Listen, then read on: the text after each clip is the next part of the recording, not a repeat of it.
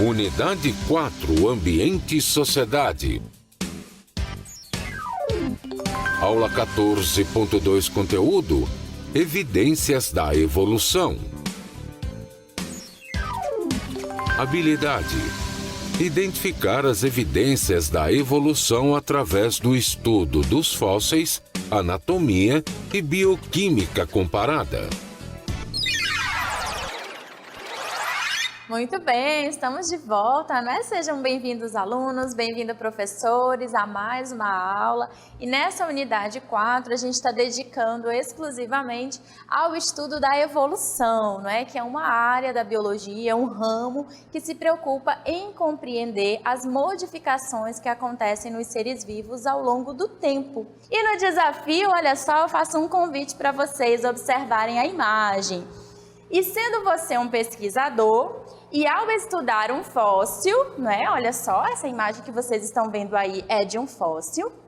Levante hipóteses para identificar o ser vivo mostrado na imagem, né? Então vocês vão observar bem e depois vão tentar indicar para mim quem é esse ser vivo que pode estar sendo representado nessa fotografia de um fóssil, né? Então observem bem. Pensem bem, e é engraçado que estudar a evidência da evolução é como se a gente tivesse, né, na verdade, que revisitar tempos passados, né? Então, por isso a gente observa aí a estrutura de um fóssil. E muito bem, olha só, e a gente começa, né, já falando sobre as evidências da evolução nesse cenário aqui de museu, porque eu faço um convite a vocês a conhecerem, né, algumas das evidências que os pesquisadores utilizam e que, do ponto de vista científico, né, tentam comprovar que o evolucionismo acontece. E aqui a ideia da ciência não é derrubar o criacionismo, o fixismo, não é isso. A ideia da ciência é justamente comprovar, através de algumas evidências, que os seres vivos se modificam ao longo do tempo. E para você que está estudando biologia agora, não vai se confundir. Evolução para a biologia nada mais é do que as modificações que acontecem nos seres vivos ao longo do tempo. E aí é curioso porque quando a gente visita um museu, né, a gente entra em contato com seres vivos que já não estão mais presentes na atualidade, não é? E que através de instrumentos de pesquisa consegue-se, né, tentar reviver ou criar hipóteses de como seria aquele ser vivo, como seria o ambiente onde ele está inserido, não é? E esses registros, né, são importantes para a gente reconstruir a história evolutiva das espécies, principalmente, né, aquelas que viveram em épocas passadas, em épocas remotas, não é? E aqui na imagem a gente tem um ser, né, um esqueleto de um animal que não é mais vivente na atualidade, mas se tem registro dele e significa dizer que em algum momento da história evolutiva da Terra ele existiu. Qual era a sua função, o que desempenhava e de que maneira ele contribuiu para a evolução das espécies que a gente encontra hoje na atualidade, é o ramo de estudo da evolução. E essas evidências, elas são importantes para a gente compreender como isso pode ter acontecido. E a primeira evidência que a gente vai estudar é o fóssil, tá? O fóssil, observando aí na cartela, não é? Olha só a definição. É qualquer vestígio, olha só, qualquer vestígio de um ser vivo que habitou nosso planeta em tempos remotos, como por exemplo, olha só, a parte de um corpo, pode ser um membro, uma cabeça, um tronco, não é? Ou até mesmo, olha só, uma pegada. Os animais, eles possuem, né, os seus membros inferiores, né, e até mesmo aqueles que são quadrúpedes, de pegadas, de estruturas que são diferenciadas, né, e que é importante a gente compreender. E uma impressão corporal, né? Às vezes você não precisa necessariamente ter aí um registro que dá evidência de um osso, não é? E o que é importante a gente compreender do ponto de vista do fóssil, né? Que ele é uma estrutura que não é, como eu posso dizer, natural, normal da gente encontrar, ele é algo especial. Mas por que, professora, que ele é especial? Porque o normal é o ser vivo nascer, crescer, reproduzir, não é? E ali ele vai e falece. Quando ele falece, ele entra, né, em decomposição. Então, quando a gente observa a estrutura de um fóssil, significa dizer que o registro de um ser vivo ficou impregnado ou numa rocha ou num outro substrato, num outro material, e que não passou, ele pode, né, não ter passado pelo processo de decomposição, e sim por um processo de fossilização, que é a troca desses resíduos orgânicos por minerais, substituição ao longo do tempo, entre outros fatores. Então, quando a gente encontra um fóssil na natureza, é um evento especial, né? Porque o natural é que os seres vivos se decomponham após a morte, não é? Existem ali micro-organismos envolvidos para fazer a decomposição. E aí, quando a gente encontra um registro fóssil, como vocês podem observar aqui, ó, semelhante a uma coluna vertebral, né, a presença das vértebras, é um evento, né, vou chamar de evento especial, justamente por deixar essas marcas. E é importante dizer que o registro fossilífero, né, que é aquele conjunto de fósseis que a gente pode dizer que está disponível aí na natureza, que já foram descobertos, ele não é completo, né? Então pode existir ali, não é apenas partes, uma pegada ou um outro indício, né, que faz com que a gente perceba principalmente a morfologia. No caso desse fóssil aqui, a gente não consegue observar com detalhes estruturas moles, como, por exemplo, né, órgãos internos, a pele. A gente não tem como fazer suposições em relação a isso. Mas estruturas rígidas, como, por exemplo, os ossos, os dentes, eles têm mais chance de se preservar ao longo do tempo e a passar, não é, por esse processo de fossilização. Por isso que é muito comum no estudo do fóssil, o estudo da morfologia, né? O formato daquele ser vivo, não é? E tentar aí comparar o seu diâmetro, tamanho, altura, entre outros, né? E a questão aí das outras estruturas, elas são levantadas hipóteses para a gente tentar reconstruir esse passado. Além do fóssil que a gente pode encontrar impregnado nas rochas, como a gente observa nesse material aqui, existe um outro tipo de fóssil, né, que a gente já encontra impregnado numa resina que a gente chama de âmbar. Não é? Essa cor aqui amarelada, algumas plantas produzem, não é, essa resina, que quando entra em contato com algum ser vivo normalmente de pequeno porte, como vocês podem observar aqui, ó, um ser vivo parecido com uma formiga, não é? Entre outros, ele acaba se prendendo nessa resina e ela depois passa a se tornar uma estrutura mais rígida e acaba conservando esse ser vivo. E também, né, olha só, quem lembra, já assistiu o filme Jurassic Park, né, que o âmbar tinha ali um mosquito impregnado, e aí foi suficiente para extrair ali o DNA, né, e dar a vida novamente aos dinossauros, né, na ficção científica, ok, tudo bem. Mas é um exemplo de material fóssil que a gente pode encontrar também evidente ou preso nessa estrutura. E é interessante a gente lembrar que para ser um fóssil, né, a gente precisa ter aí, não é, evidências de seres vivos que a gente não tem na atualidade, que provavelmente viveram a épocas passadas, remotas e há muito tempo. E nessa outra estrutura, olha só, a gente observa, né, pela morfologia, afastar um pouquinho aqui para vocês observarem, não é? Se vocês puderem analisar aqui, é uma estrutura semelhante ao peixe, não é? Porque é um fóssil, está impregnado em uma rocha, não é? E tem aí a semelhança morfológica com o peixe. E é interessante a gente falar dos fósseis, né? Porque ao estudar essas estruturas, a gente observa que existem seres vivos que são muito semelhantes com o que a gente encontra hoje, do ponto de vista da biodiversidade, e existem seres vivos que a gente já não encontra mais, né? Mas que morfologicamente eles podem ser semelhantes a seres vivos que são viventes, não é? O que pode ser indício, né, de ancestralidade, uma vez que os seres vivos se modificam ao longo do tempo. E é esse o foco de estudo da evolução, não é? Então, para comprovar que os seres vivos se modificam ao longo do tempo, que é o princípio básico da evolução, e principalmente de seres vivos que a gente já não encontra mais na atualidade,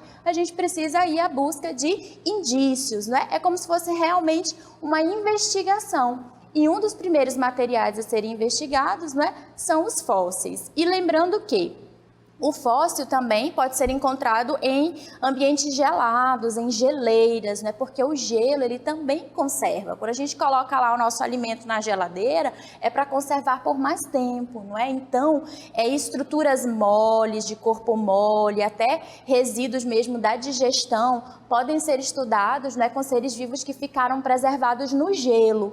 E aí, diferentemente do peixe aqui, a gente já não consegue observar tão bem as estruturas internas e mais a morfologia, justamente porque o processo de fossilização não permite, e lembrando novamente que a formação de um fóssil é um processo especial, né? Porque o natural é o ser vivo se modificar, né, ao longo do tempo e depois que ele falece, ele entra em decomposição, não deixando vestígio para a gente investigar.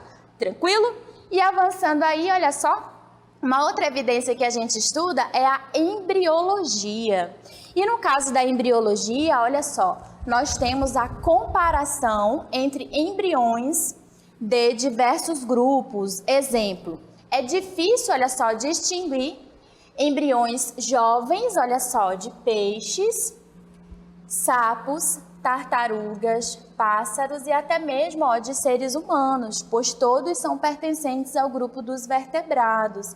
Na embriologia, aí a gente vai para a próxima cartela para vocês observarem o seguinte. Nessa imagem, a gente está vendo aqui a análise, né, do desenvolvimento embrionário de diversos animais.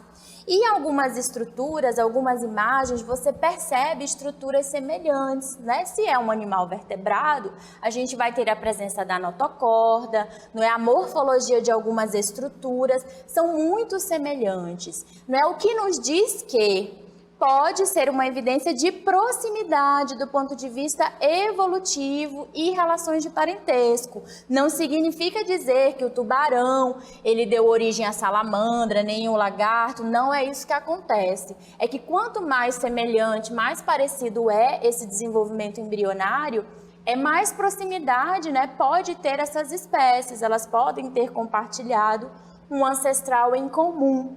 E é isso, né, com o desenvolvimento e a modificação dessas estruturas ao longo do tempo, a gente tem aí a presença da diversidade, porém, eles ainda compartilham semelhanças do ponto de vista do desenvolvimento embriológico.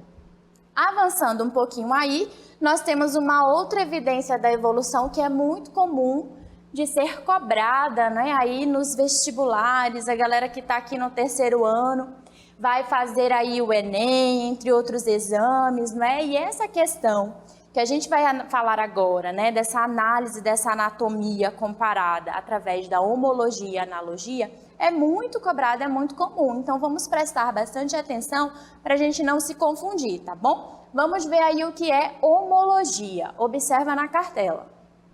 A homologia, olha só, leva em consideração a mesma origem embrionária. Então, quando a gente estiver comparando uma espécie e outra, a gente observa, os dois são animais vertebrados, são invertebrados, não é? Então, se não for, a gente já tem aí uma origem embrionária diferenciada. Os órgãos estudados, olha só, eles podem ter funções diferentes, porque o que interessa para a homologia é a origem e não a função. A gente tem que ter aqui a mesma origem evolutiva, independente da função. E um exemplo disso, olha só, é o braço humano e a asa de uma ave. Mas como assim, professora? São órgãos homólogos? São sim. Observa aí na nossa próxima cartela. Nessa primeira imagem aqui, a gente observa um braço humano, certo? Aqui do lado, a gente pode ter, ó, a pata, por exemplo, de um cachorro, certo? Aqui, olha só, a gente tem uma ave. E aqui a gente tem, ó, a estrutura da nadadeira, né, de uma baleia, vamos assim dizer, não é? E aqui a gente tem a estrutura da asa, que eu não vou conseguir desenhar, né, mas a gente tem uma asa aí. Deixa eu só apagar aqui para não ficar muito confuso. E aí o que a gente interessa? Olha só, do ponto de vista embrionário, esses ossos que estão pintados da mesma cor têm a mesma origem. Porém, não é? Eles têm funções diferentes. No caso do ser humano, nessa primeira imagem aqui, na imagem número 1, nós vamos ter o membro, a mão usada para agarrar, escrever, não é? Auxiliar ali a locomover, pegar, jogar, diversas funções. No caso da pata, né, a gente vai ter ali adaptada a locomoção. No caso da ave, essa estrutura 2 aqui é uma pata de um cachorro, né? E aqui na 3 a gente tem uma asa. A asa, ela é utilizada para voar. Então, são funções diferentes, enquanto que aqui a nadadeira, olha só, ela é utilizada para a baleia se locomover, não é? Então, são funções diferenciadas, mas eles têm aí estruturas do ponto de vista estrutural, anatômico, embriológico, da mesma origem. Por isso que a gente diz que é um órgão homólogo, tá bom? As funções são diferentes, mas todos são vertebrados, todos têm ali o mesmo, a tíbia, a fíbula, né? O rádio, os ossos daqui da mão, da pata, né? Então são iguais, com morfologias diferenciadas, porque são adaptados, não é, à locomoção, entre outras funções que a gente pode observar. Então, mesma origem embrionária, homologia, independente da função. A analogia, olha só, é o contrário. Então, nós vamos ter o seguinte, ó. Elas vão desempenhar sempre, olha só, a mesma função, porém, a origem embrionária é diferente. Um exemplo, olha só, a asa de ave e asa de insetos. O que a gente observa aqui? Qual que é a função da asa da ave e da asa do inseto, por exemplo, de uma borboleta? Eles têm a mesma função, que é voar, não é? Auxiliar na locomoção. Porém, a ave, ela é um animal vertebrado e o inseto é um animal invertebrado. E na próxima imagem, olha só, avançando aí na nossa cartela, a gente observa isso, né? Então, o que nós temos aqui? A analogia. Se a gente fizer o comparativo da asa de um morcego com a asa de um inseto, observa bem que a asa do inseto ela é membranosa, ela não possui estruturas ósseas, né? Porque é um animal invertebrado.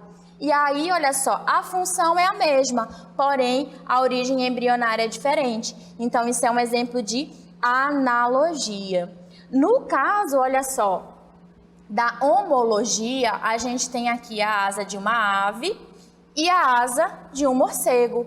O que a gente observa? Estrutura óssea e a mesma função, não é? No caso aqui, a gente tem dos morcegos, essas estruturas alongadas aqui são as falanges, né? São os ossos do dedo.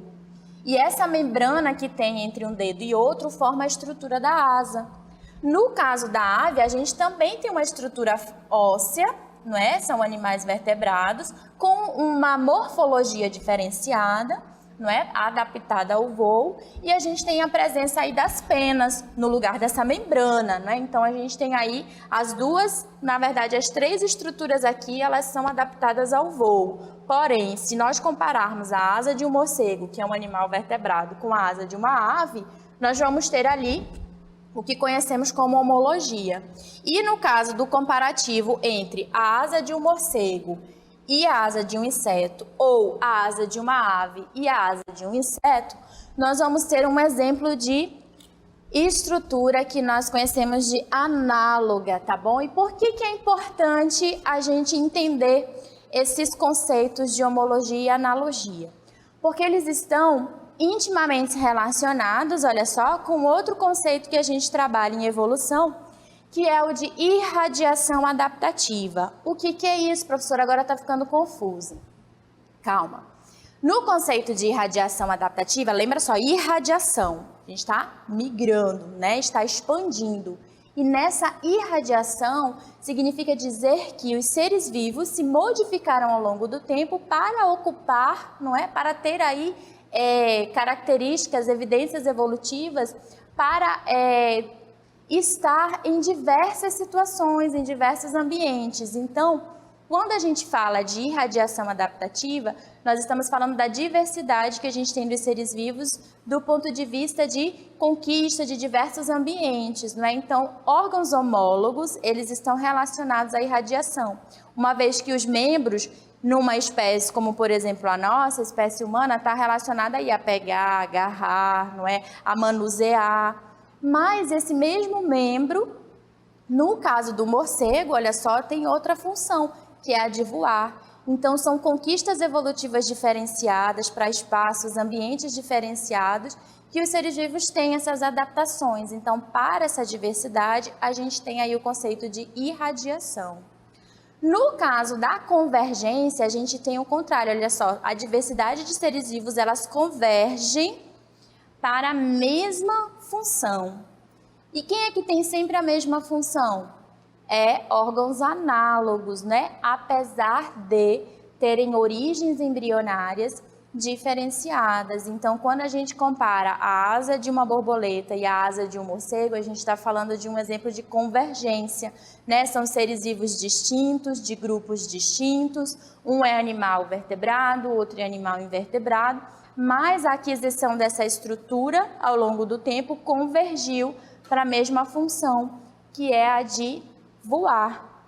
Por isso que nós temos um exemplo aí de convergência adaptativa, né? São características, estruturas que são adaptadas para a mesma função. Enquanto que na irradiação a gente tem estruturas e características para funções diferenciadas, justamente para irradiar, para mostrar essa diversidade que temos em relação à função das estruturas homólogas. E no caso dos órgãos análogos, não, eles têm sempre ali a mesma função, apesar de ter estruturas e origens embrionárias diferenciadas. Uma outra evidência da evolução, olha só, são os órgãos vestigiais. No caso dos órgãos vestigiais, o que a gente tem?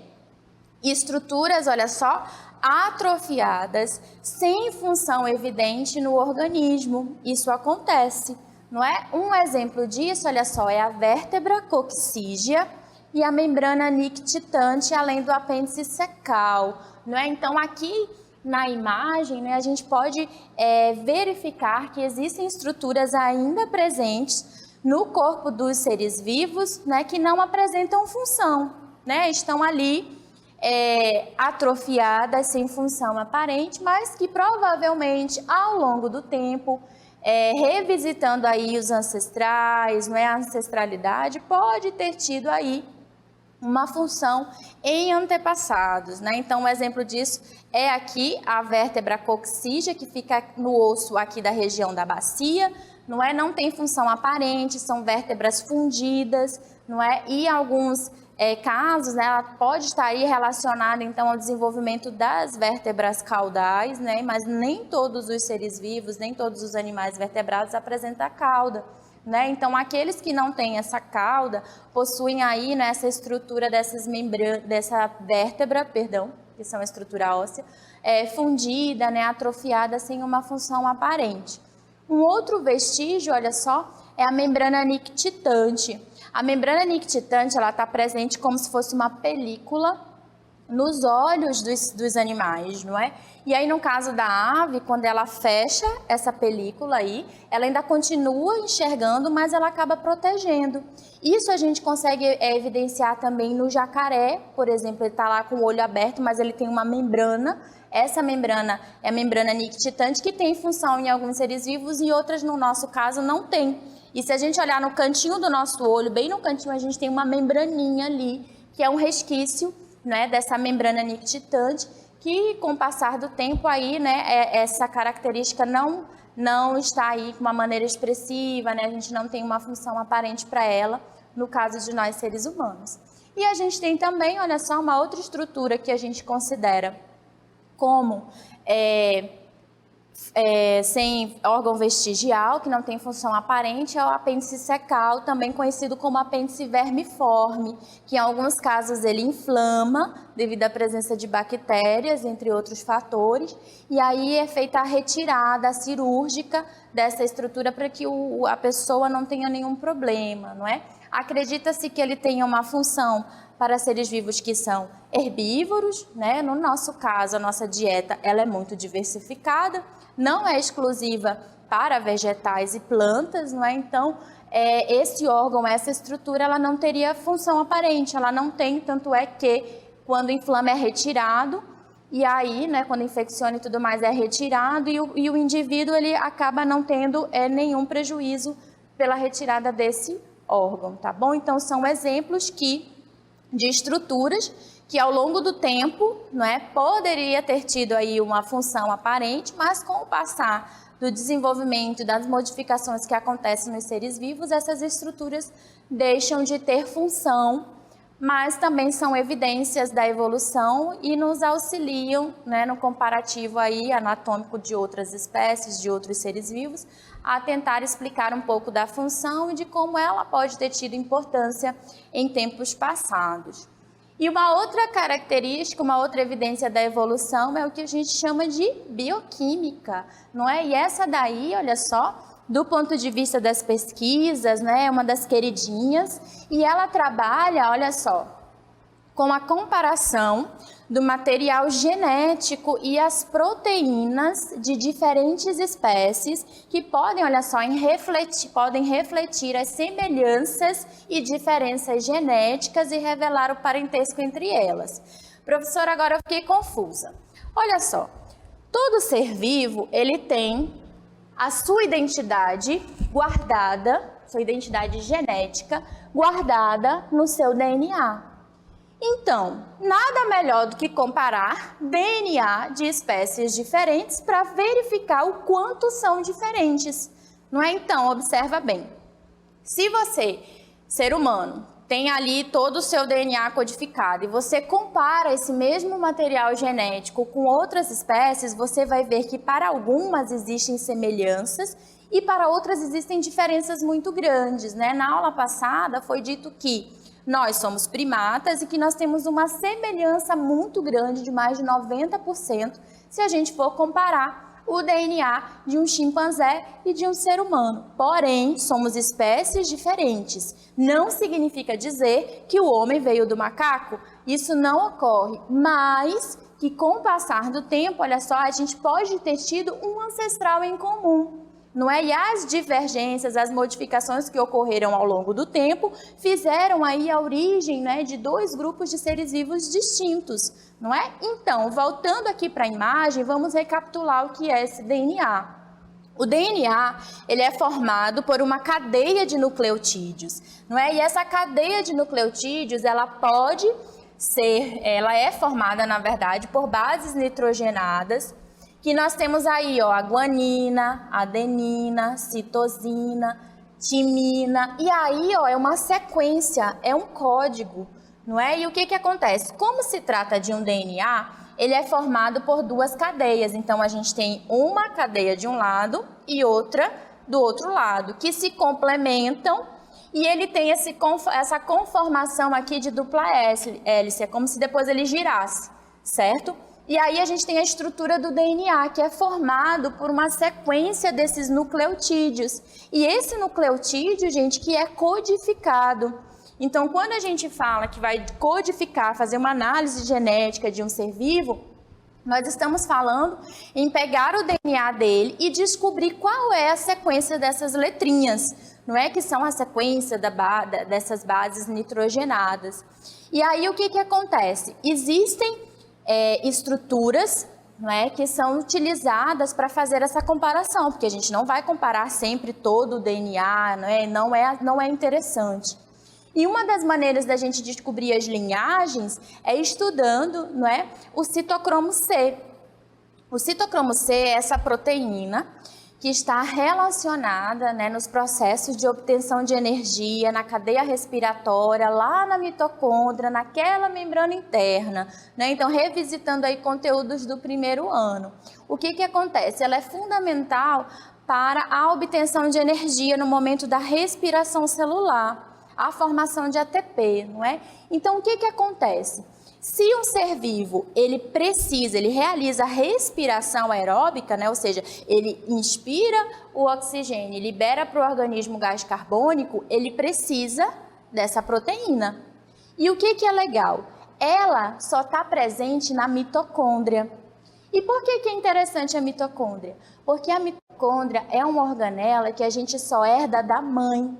Então, todas as mitocôndrias que a gente tem nas nossas células, nós herdamos da mãe e de mais ninguém. E assim sucessivamente. Olha que legal. E o mais interessante ainda é que essa proteína aqui, ela fica codificada no DNA da mitocôndria, porque a mitocôndria tem DNA próprio e o DNA dela é menor, logo a gente consegue descobrir qual é a sequência da base nitrogenada, dessas bases nitrogenadas. E aí o que é legal? Quando a gente tem essa sequência, que é uma sequência pequena, o ideal é que ela se mantenha preservada ao longo do tempo, porque imagina se tem algum problema com essa sequência, quebra esse segredinho aí para produzir essa proteína, logo o indivíduo não tem condições ali de gerar a sua energia, seu ATP.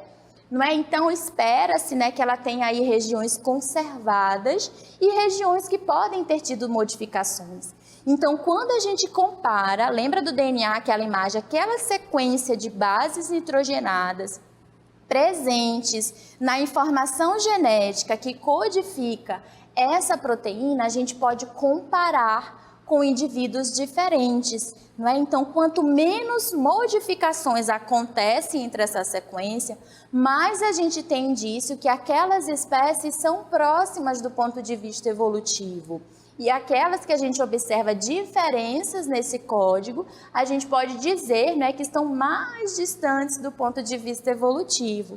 Não é? Então, um dos exemplos da gente fazer essa análise, não é, é estudando a estrutura. E depois que a gente tem a montagem dessas relações próximas e mais distantes, a gente monta uma estrutura que a gente chama de cladograma. E no cladograma, a gente vai ver a presença dos ramos, que é o que a gente vai observar na próxima imagem. E nesses ramos, olha só, a gente tenta colocar, não é, mais próximos indivíduos que apresentam semelhanças, não é, do ponto de vista genético, se for essa análise.